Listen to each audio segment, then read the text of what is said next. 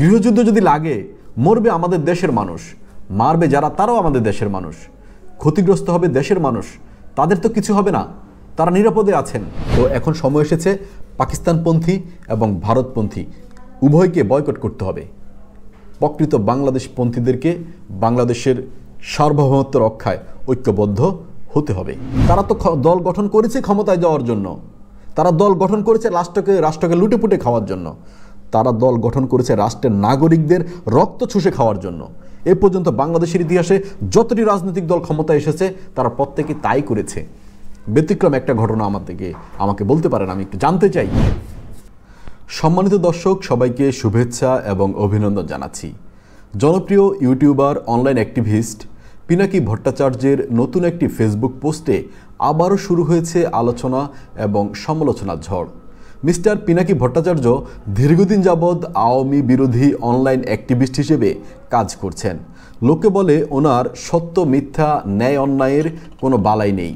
প্রতিপক্ষকে ঘায়েল করার জন্য তার যা কিছু করা প্রয়োজন তিনি তাই করেন। যে কোনো ধরনের ভাষা ব্যবহার করা প্রয়োজন তাতেও সে পিছপা হন না।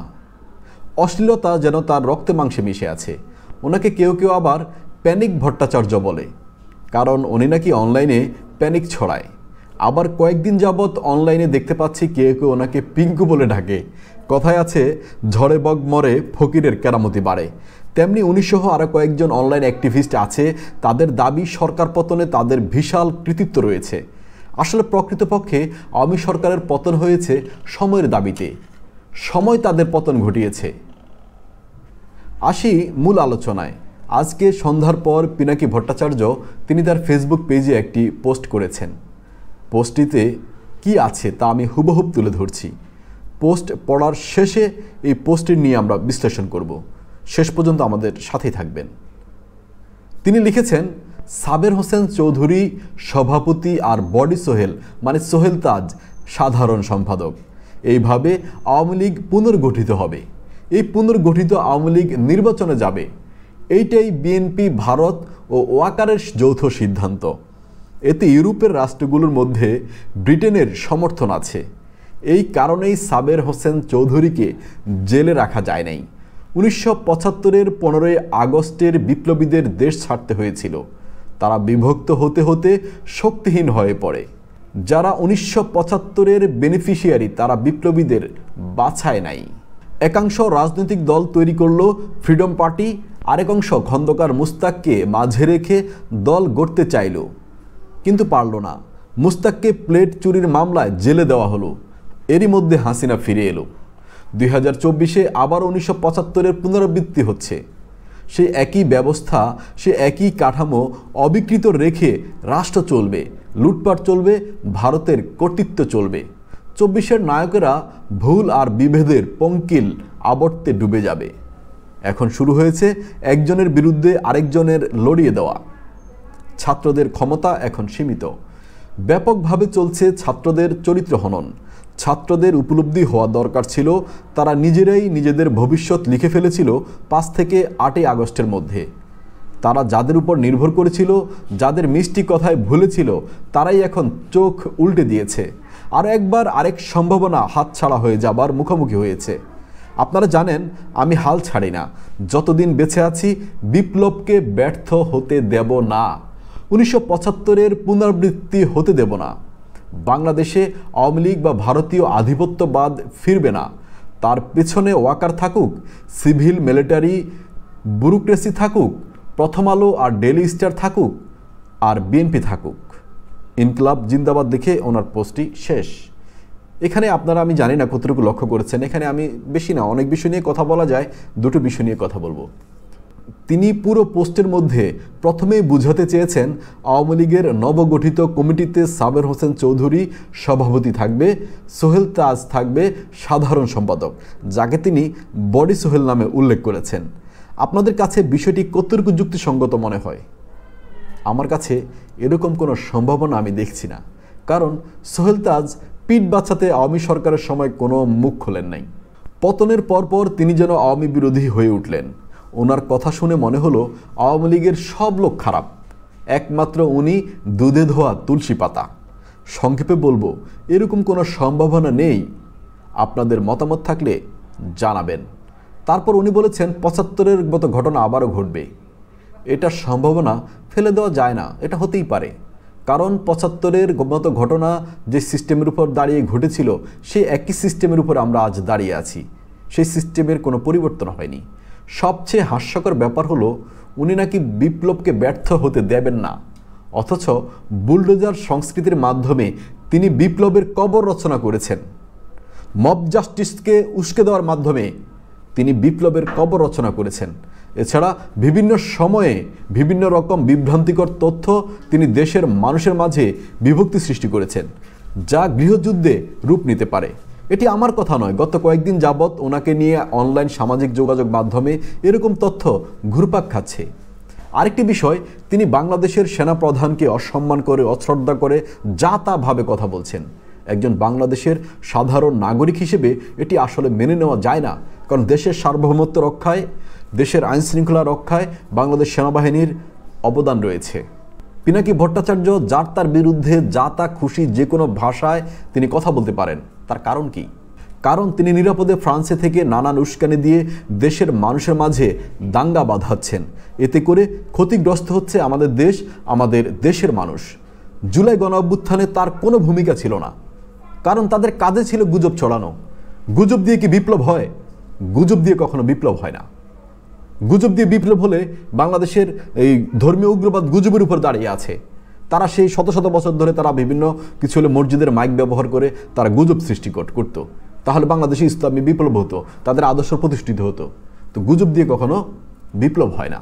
পিনাকি সাহেব সহ আরও কয়েকজন অনলাইন অ্যাক্টিভিস্ট আছেন, তাদের কাজই হলো গুজব ছড়ানো। তারা গণ অভ্যুত্থানের মুহূর্তে যে ধরনের গুজব ছড়িয়েছে, এই ধরনের গুজব তারা কয়েক বছর আগে থেকে ছড়িয়ে আসছে। তখন কি হাসিনার পতন হয়েছিল? হয়নি। তো তাদেরকে কৃতিত্ব দেওয়ার কোনো কারণ নেই। তাদের কাজই হচ্ছে উদ্ভট তথ্য প্রকাশ করে, যাতে করে মানুষ দিশেহারা হয়ে যায়, তাদের সাবস্ক্রাইবার বাড়ে, তাদের ভিউয়ার্স বৃদ্ধি পায়। এটিই তাদের লক্ষ্য। কোন কথা বললে, কোন টপিক নিয়ে ভিডিও তৈরি করলে ভিডিও রিচ ভালো করবে, ভিডিওটি ভিউ বেশি হবে, উপার্জন বেশি হবে। বাংলাদেশের মানুষকে বোকা বানিয়ে তারা হিরো হচ্ছে। তাদের পাতা ফাঁদে পা দিয়ে বাংলাদেশ আজ কঠিন পরিস্থিতির মুখোমুখি হয়ে দাঁড়িয়ে আছে। অলরেডি মাহফুজ আলম সহ অনেকেই বলছেন যুদ্ধ পরিস্থিতি চলছে। এই যুদ্ধ কারা লাগিয়েছে? এই যুদ্ধ পরিস্থিতি কারা সৃষ্টি করেছে? এই গুজব সৃষ্টিকারীরা। তারা দেশের মানুষকে নানানভাবে এক একজন এক একভাবে উস্কে দিচ্ছে, মানুষের মাঝে বিভক্তি সৃষ্টি করছে, মানুষকে উগ্রবাদ হিসেবে তৈরি করছে। তারা কখনো হিন্দুত্ববাদ, কখনো নাস্তিকত্ববাদ, কখনো ইসলাম প্রিয়। তাদের নির্দিষ্ট কোনো আদর্শ নেই। তাদের ইতিহাস ঘাটলে দেখা যায়। গৃহযুদ্ধ যদি লাগে, মরবে আমাদের দেশের মানুষ, মারবে যারা তারাও আমাদের দেশের মানুষ, ক্ষতিগ্রস্ত হবে দেশের মানুষ। তাদের তো কিছু হবে না, তারা নিরাপদে আছেন। আজকে বাংলাদেশ যদি পার্শ্ববর্তী দেশের সাথে কোনো রকম যুদ্ধ লেগে যায়, তারা কি যুদ্ধে অংশগ্রহণ করবে? তারাও সেখানে বসে আরও উন্মাদনা সৃষ্টি করবে। যুদ্ধ পরিস্থিতি কখনোই শান্তি আনে না।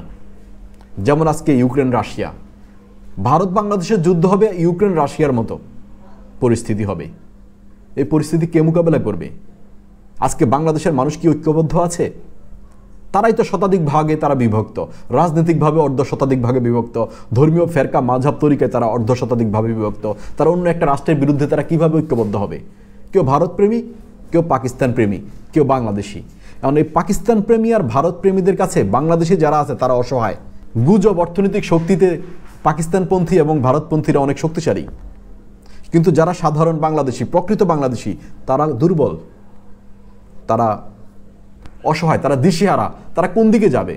কারণ তাদের সাথে কিছু আত্মীয়তার সম্পর্ক আছে ভারতপন্থীদের সাথে, কিছু আত্মীয়তার সম্পর্ক আছে পাকিস্তানপন্থীদের সাথে। এখন কিছু অংশ পাকিস্তানেরও তাদের কাছে ভালো লাগে, কিছু অংশ ভারতেরও ভালো লাগে। আমার বক্তব্য হচ্ছে আসলে ভালো লাগা না লাগার বিষয় নয়। একজন প্রতিবেশী রাষ্ট্রের সাথে যতটুকু সম্পর্ক রাখা প্রয়োজন, যতটুকু সম্পর্ক রাখলে আমার দেশ উপকৃত হবে, ততটুকু সম্পর্কই আমি রাখবো।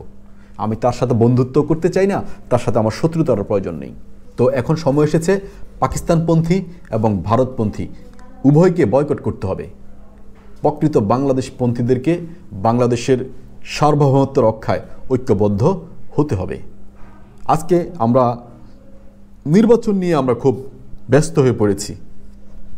স্বাভাবিক, ব্যস্ত হওয়াটাই স্বাভাবিক, কারণ একটা দল দীর্ঘ 16 বছর ক্ষমতায় ছিল, আর বাকি সবগুলো দল ক্ষমতার বাইরে ছিল। তারা তো দল গঠন করেছে ক্ষমতায় যাওয়ার জন্য, তারা দল গঠন করেছে রাষ্ট্রকে লুটেপুটে খাওয়ার জন্য, তারা দল গঠন করেছে রাষ্ট্রের নাগরিকদের রক্ত চুষে খাওয়ার জন্য। এ পর্যন্ত বাংলাদেশের ইতিহাসে যতটি রাজনৈতিক দল ক্ষমতায় এসেছে তারা প্রত্যেকে তাই করেছে। ব্যতিক্রম একটা ঘটনা আমাকে বলতে পারেন, আমি একটু জানতে চাই। আসলে ক্ষমতায় যারাই আসুক, দেশের নির্বাচন হোক বা না হোক, ক্ষমতায় আবার আওয়ামী লীগ আসুক, আবার বিএনপি আসুক বা জামাত আসুক, আসলে দেশের ভাগ্য পরিবর্তন হবে না। দেশের ভাগ্য পরিবর্তন হতে হলে এখন লাগবে ধর্মের শাসন।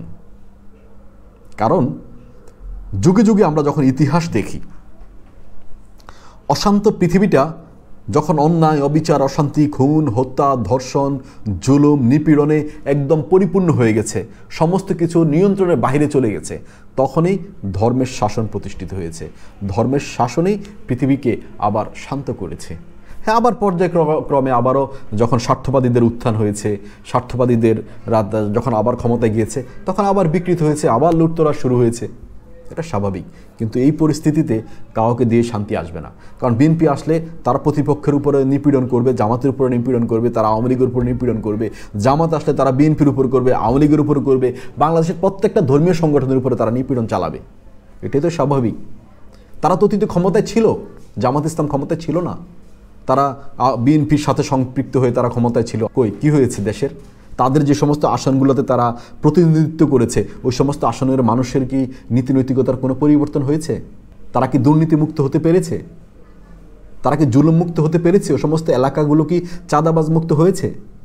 না, হয়নি, হবে না। কারণ তারা যেই মতাদর্শ নিয়ে রাজনীতি করছে, বিএনপি, আওয়ামী লীগ একই মতাদর্শ নিয়ে রাজনীতি করছে। শুধু পার্থক্য হলো এরা সেকুলার সেজেই সেকুলার রাজনীতি করছে, তারা ধার্মিক সেজে ধর্মকে ব্যবহার করে তারা সেকুলার রাজনীতি করছে। দর্শক, কথা বললে অনেক কথা বলা যাবে, আবারও একদিন কথা বলবো ইনশাল্লাহ। শেষ পর্যন্ত সাথে থাকার জন্য ধন্যবাদ। ভালো লাগলে আমাদের চ্যানেলটি সাবস্ক্রাইব করবেন, আপনার মূল্যবান মতামত জানাতে ভুলবেন না, আমার ভুলগুলো শুধরে দিবেন। আপনার পরামর্শ হতে পারে আমার জন্য দিক নির্দেশনা। ধন্যবাদ।